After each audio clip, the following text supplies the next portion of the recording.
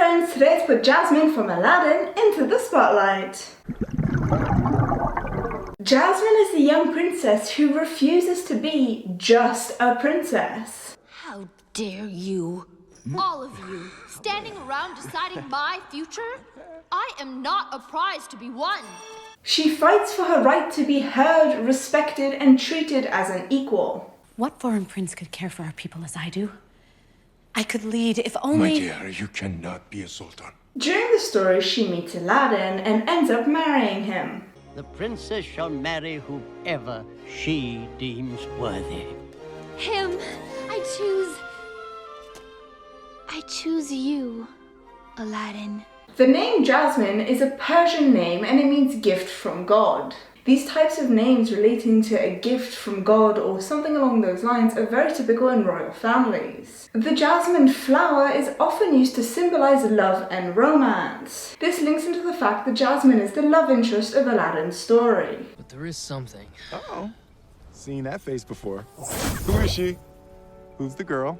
Jasmine's character is loosely based on the Princess Badr, I hope I'm saying that right, from the 1001 Nights story, Aladdin and His Wonderful Lamp.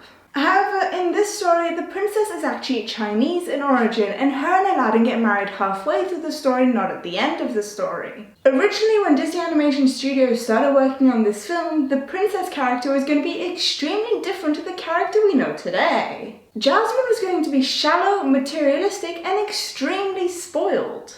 I'm rich too, you know. Her brattiness was actually going to be used as comedic relief throughout the movie. I'm the princess, yes? And it is good to be me with all my palaces and wagons of gold things and dresses for every hour of the day. This version of the character also had a song called Call Me a Princess, where she arrogantly flaunts how amazing her life is as a princess and a member of the royal family. At the end of the movie, the Sultan was going to offer Jasmine's hand to Aladdin, but he was going to refuse. By this point, Aladdin had fallen in love with a street urchin named Abby, and he chooses to marry her instead of the spoiled princess. This would obviously tie into the theme of the movie that people aren't always what they seem and you should get to know someone before you judge them. Like so many things, it is not what is outside, but what is inside that counts.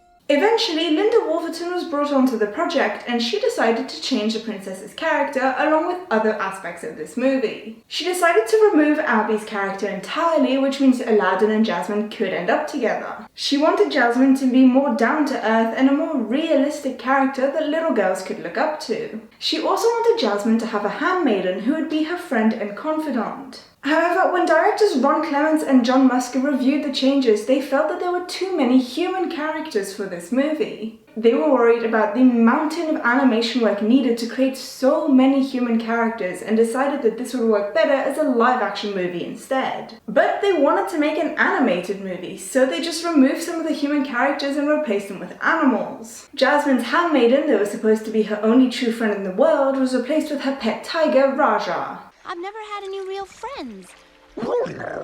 Except you, Raja.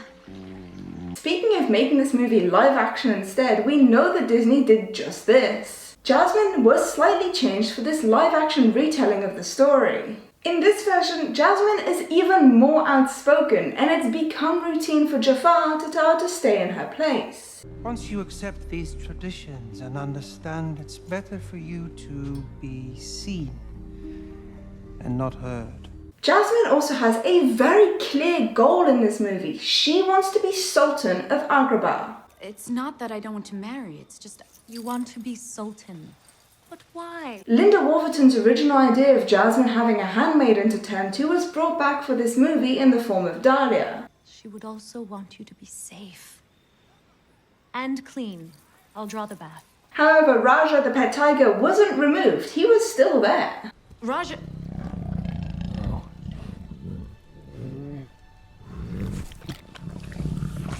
We see a lot more of Jasmine in this version than we do in the animation, and we learn a lot about her past. My mother taught me that song. Mine too. She also gets her own song in this movie, unlike in the animation, which is called Speechless. The song revolves around her anger at being forced to stay quiet. She vows to no longer be speechless and use her voice for change.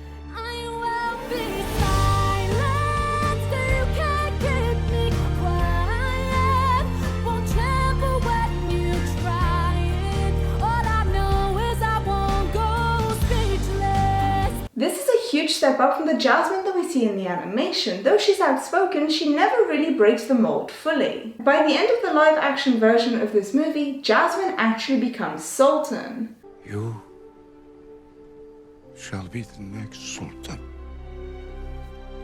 Again, this is a huge step up to how Jasmine ends her story in the animated version. In the animation, her father, the Sultan, removes the law that Jasmine can only marry a prince.